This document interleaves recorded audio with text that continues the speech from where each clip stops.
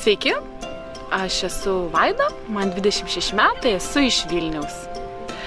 Anksčiau naudojau paketus ir tamponus, bet jie visiškai nepatenkino mano lūkesčių, mano poreikių. Todėl visai nesenai atradau naują alternatyvą.